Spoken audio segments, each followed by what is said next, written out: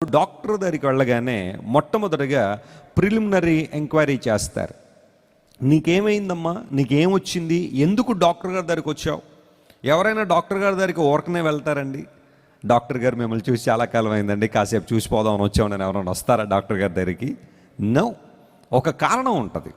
ఏదో రోగమో ఏదో రుగ్మతో బలహీనత వచ్చింది కాబట్టి డాక్టర్ దగ్గరికి వెళ్తారు తప్ప ఏదో కాసేపు సరదాగా డాక్టర్ గారితో మాట్లాడేసి వద్దామని చెప్పి వెళ్ళేవాళ్ళు ఎవరు ఉండరు. డాక్టర్ గారి దగ్గరికి వెళ్ళగానే డాక్టర్ గారు అడుగుతారు, నీకేం వచ్చింది, నేనేం చేయగలను అని అడుగుతాడు ఆయన. ఒక లాయర్ దగ్గరికి వెళ్ళాం అనుకోండి, లేకపోతే కోర్టులో వాదించే లాయర్స్ని అడ్వకేట్స్ అంటారు కదా, అడ్వకేట్ దగ్గరికి వెళ్ళాం అనుకోండి, ఆయన దగ్గరికి వెళ్ళి మనం కూర్చుంటే ఆయన అడుగుతాడు, మీకేం వచ్చిందమ్మా, మీ సమస్య ఏంటి, what is the reason behind your visit, నా దగ్గరికి రావడానికి మీకు వచ్చిన పరిస్థితి ఏంటి నాకు చెప్పండి అంటాడు. ఒక ప్రధానమంత్రి గారినో ముఖ్యమంత్రి గారినో ఎవరైనా కలిశారనుకోండి, వాళ్ళు కూడా అదే ప్రశ్న అడుగుతారు, ఎందుకు వచ్చారని నా దగ్గరికి, వాట్ హ్యాపన్ టు యూ, నేనేం చేయగలను, మీకేం చేయగలను. అప్పుడప్పుడు కాల్ సెంటర్లు, ఈ రోజున కాల్ సెంటర్స్ ట్రెండ్ బాగా పెరిగిపోతూ ఉంది. ప్రతి మల్టీనేషనల్ కంపెనీకి కాల్ సెంటర్లు ఉంటాయి. వాళ్ళకి మనం ఏదన్నా ఇబ్బంది వచ్చి ఫోన్ చేయగానే, హలో నేను మీకు ఎలా సహాయపడగలను అంటారు వాళ్ళు. వెంటనే అక్కడి నుంచి ఆ భాష అంతా కూడా ఒక రిటర్న్ లాంగ్వేజ్ అనమాట, వాళ్ళకి ఒక పేపర్ మీద రాసి ఇచ్చేస్తారు. అది తప్ప ఇంకేం మాట్లాడకూడదు.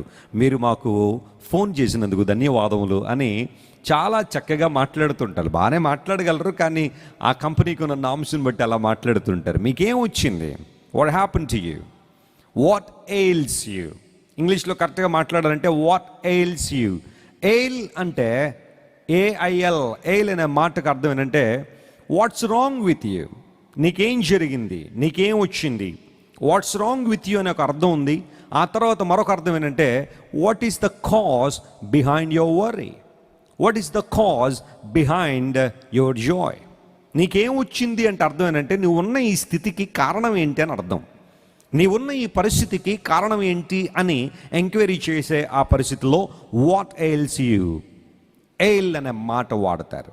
ఈరోజు నా మెసేజ్ యొక్క టైటిల్, నీకు ఏమి వచ్చింది. What is the reason behind your worry, what is the reason behind your stress, what is the reason behind your disappointment, what is the reason behind your failure.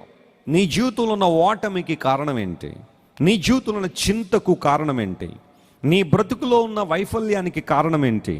యేసుక్రీస్తు ప్రభు ఎంత గొప్ప దేవుడు అంటే, ఆయన కేవలం పైపైన శుభ్రం చేసి పైపైన బాగు చేసి పంపించేవాడు కాదు. నా దేవుడు మూలాలను బాగు చేయవాడు. దేవుడు నా మన స్తోత్రం కలుగును గాక. ఆయన రిజల్ట్ను మాత్రమే కాదు, లేకపోతే మనకు పైకి కనబడించే విషయాలు మాత్రమే కాకుండా ఆ విషయానికి కారణమైన వాటిని కూడా పట్టించుకునే దేవుడు. ఆయన అక్కడ నుండి వాటిని స్వస్థపరచాలనే ప్రయత్నం చేస్తూ ఉంటాడు.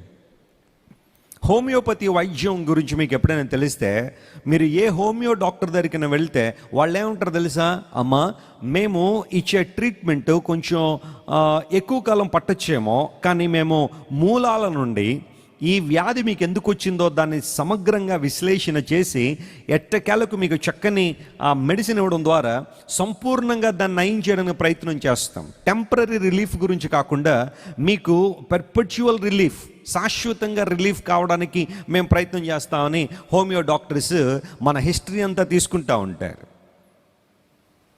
మీ తాతగారి పేరేంటి, వారికి ఉన్న వ్యాధులు ఏంటి, మీ మామగారికి ఏమైనా వ్యాధులు ఉన్నాయా, మీ తండ్రి గారికి ఏమైనా వ్యాధులు ఉన్నాయా, మీ తల్లి గారికి ఏమైనా వ్యాధులు ఉన్నాయా, మీకు ఎప్పటి నుంచి ఉంది, ఏ టైంలో ఎలా ఉంటుంది, మొత్తం హిస్టరీ అంతా తీసుకుని ఒక కేస్ బిల్డ్ చేస్తారు. అలా చేయడం ద్వారా వారి ఉద్దేశం ఏంటంటే పైకి వచ్చిన ఆ రిజల్ట్ మాత్రమే కాదు, లేకపోతే పైకి కనబడుతున్న సిమ్టమ్స్ మాత్రమే కాకుండా అవి అసలు ఎందుకు వచ్చినాయో మూలాల నుంచి స్వస్థపరచాలని వారి యొక్క ఆలోచన. దేవుని ఉద్దేశం కూడా అదే. ఆయన దగ్గరికి ఎవరైనా వచ్చినా దేవుడు చేసే పని ఏంటంటే నీకు కారణమైన ఆ స్థితిగతులు మార్చడానికి ప్రయత్నం చేస్తాడు. నీ కన్నీటిని తుడుస్తాడు ఆయన, నీ చింతలు తుడుస్తాడు, నీకున్న ఆందోళన కలవరాన్ని తీసివేస్తాడు. అయితే యేసుక్రీస్తు యొక్క ఫోకస్ అంతా దేని మీద ఉంటుందంటే నీకు ఆ చింతకు కారణమైన, లేకపోతే ఆ దుఃఖానికి కారణమైన ఆ మూలాలను కూడా దేవుడు స్వస్థపరచాలని, విడుదల చేయాలని ఆయన కోరుతున్నాడు. అందును బట్టి నీకేమి వచ్చినది అనే అంశం మీద ఈ రోజున నేను ఒక 3 విషయాలు బైబిల్లోంచి మీతో మాట్లాడాలని నేను కోరుతున్నాను. మొట్టమొదటి అంశం, యోనా గ్రంథం దగ్గరికి వస్తే మొదటి అధ్యాయంలో ఒక ప్రశ్న అక్కడ మనకు కనబడుతూ ఉంది. ఆ ప్రశ్నను మనం ఆలోచించేద్దాం.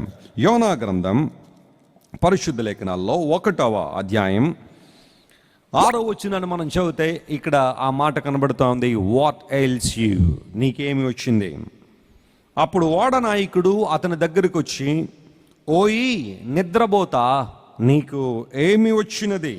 లేచి నీ దేవుని ప్రార్థించుము, మనము చావకుండా ఆ దేవుడు మన యందు కనికరించునేమో అనెను. దేవుడు కొన్నిసార్లు ఆయనంటే ఎవరో ఎరిగిన వారి ద్వారా కూడా దేవుడు తన యొక్క వర్తమానం మనకు పంపిస్తూ ఉంటాడు. ఎందుకంటే మన కన్నులు మూసుకుపోయి, మన చెవులు మూసుకుపోయి, హృదయం అంతా గర్వంతో కొరువుతో మదించబడినప్పుడు దేవుడు కొన్ని సందర్భాల్లో ఆయనంటే ఎవరో ఎరుగుని వారి ద్వారా కూడా దేవుడు మనకు సందేశాలు పంపుతూ ఉంటాడు.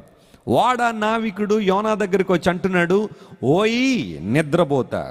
వాస్తవానికి యోనాను పిలవలసిన పిలుపు అది కాదు, అతన్ని సంబోధించాల్సిన సంబోధన అది కాదు. ఓ ప్రాఫిట్ ఆఫ్ గాడ్, ఓ దైవ ప్రవక్త, దేవుని సేవకుడా, దైవజనుడా, దేవునికి మనుషులకు మధ్యవర్తిగా వ్యవహరిస్తున్న గొప్ప దైవజనుడా అని మాట్లాడాలి యోనా స్థితిని బట్టి. ఎందుకోసం అంటే the Bible says Zona was the profit of God.